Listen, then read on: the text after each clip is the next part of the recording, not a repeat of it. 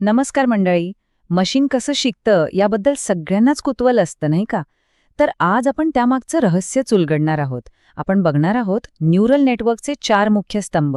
म्हणजे हे ते 4 खांब आहेत ज्यावर अख्खी कृत्रिम बुद्धिमत्ता उभी आहे. चला तर मग सुरुवात करूया.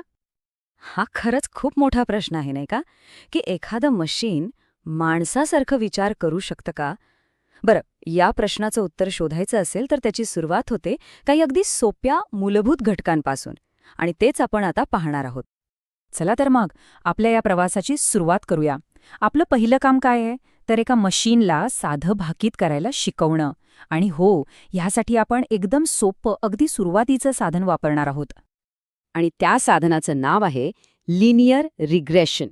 आता हे नाव ऐकून घाबरू नका, अगदी सोपं आहे. म्हणजे कसं, तर ही पद्धत फक्त डेटा पॉइंट्समधून एक सरळ रेषा काढते. कल्पना करा की एका कागदावर खूप सारे ठिपके आहेत आणि त्या सगळ्या ठिपक्यांमधून जाणारी एक उत्तम सरळ रेषा काढायची आहे. बस, भविष्याचा अंदाज लावण्यासाठी मशीन नेमकं हेच करतं.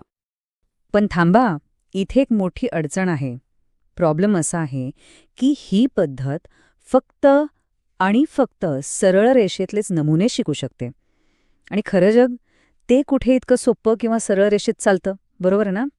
म्हणूनच आपल्याला यापेक्षा काहीतरी जास्त शक्तिशाली हवंय. आणि इथूनच आपण आपल्या दुसऱ्या स्तंभाकडे येतो. हा आहे न्यूरल नेटवर्कचा अगदी मूलभूत घटक, त्याच्या आत्मा. तो म्हणजे न्यूरॉन. याची कल्पना करायची झाली तर आपल्या मेंदूतल्या एखाद्या पेशीसारखा समजा. एक छोटासा युनिट जो माहितीवर प्रक्रिया करतो. मग हा न्यूरॉन काम करतो कसा? अहो, अगदी सोप्पा आहे. फक्त 3 पायऱ्या आहेत. पहिली पायरी, तो बाहेरून माहिती घेतो, म्हणजे इनपुट. दुसरी पायरी, त्या मिळालेल्या माहितीवर तो प्रक्रिया करतो. आणि तिसरी, तो एक आउटपुट देतो. बस. दिसायला छोटा असला तरी हा एक जबरदस्त माहिती प्रोसेसर आहे. पण एक गोष्ट लक्षात घ्या, एकटा न्यूरॉन फार काही करू शकत नाही. खरी शक्ती आहे ती संघात, म्हणजे टीमवर्कमध्ये. आणि हेच आपल्याला घेऊन जातं आपल्या तिसऱ्या स्तंभाकडे, तो म्हणजे लेयर्स. ह्यात काय होतं तर अनेक न्यूरॉन्सना एकत्र आणून एकावर एक रचलं जातं. विचार करा ना, एकटी व्यक्ती किती काम करू शकते? तिची एक मर्यादा असते. अगदी तसंच एकटा न्यूरॉन फक्त थोडीशीच माहिती हाताळू शकतो. पण जर काम मोठं असेल, गुंतागुंतीचं असेल, तर साहजिकच आपल्याला एकापेक्षा जास्त न्यूरॉन्सची गरज लागणार. आणि खरी जादू इथेच घडते. जेव्हा हे अनेक न्यूरॉन्स एकत्र येतात आणि एक लेयर तयार करतात, तेव्हा ते एका टीमसारखं काम करायला लागतात. आणि मग एकत्रितपणे ते मोठ्यात मोठ्या आणि अवघडात अवघड समस्यासुद्धा हाताळू शकतात. बरं, आतापर्यंत सगळं छान होतं. न्यूरॉन्स आहेत, लेयर्स आहेत. पण मशीन स्मार्ट निर्णय कसे घेतात हा खरा प्रश्न आहे. आणि या प्रश्नाचं उत्तर देण्यासाठी आता एंट्री होते आपल्या चौथ्या आणि शेवटच्या स्तंभाची. हा तो घटक आहे जो नेटवर्कला साध्या अंदाजांच्या पलीकडे जाऊन विचार करायला शिकवतो.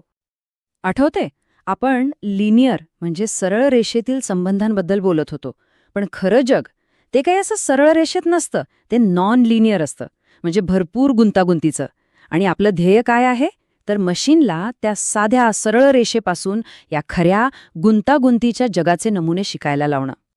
मग हे शक्य होतं कसं? याचं उत्तर आहे ॲक्टिव्हेशन फंक्शन. हा एक साधा नियम आहे. तो फक्त एवढाच ठरवतो की एखाद्या न्यूरॉनला चालू करायचं की बंद. आणि हीच ती ठिणगी आहे जी त्या नेटवर्कला फक्त सरळ रेषांच्या पलीकडे जाऊन जगातले गुंतागुंतीचे नमुने शिकायला मदत करते.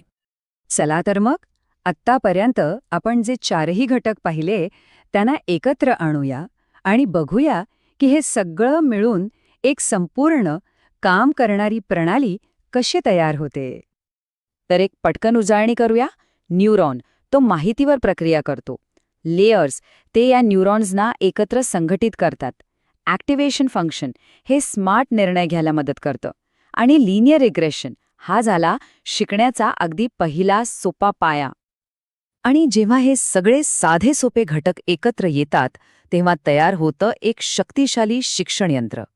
छोटे छोटे भाग, पण जेव्हा ते एकत्र काम करतात, तेव्हा ते मशीनला शिकण्याची आणि निर्णय घेण्याची ताकद देतात. आणि खरं सांगायचं तर हेच न्यूरल नेटवर्कचं खरं सौंदर्य आहे. तर जाता जाता एक विचार मनात येतो. आज आपण हे ज्या मूलभूत घटक शिकलो, ज्यावर सगळं उभं आहे, या घटकांमुळे भविष्यात काय काय शक्य होईल?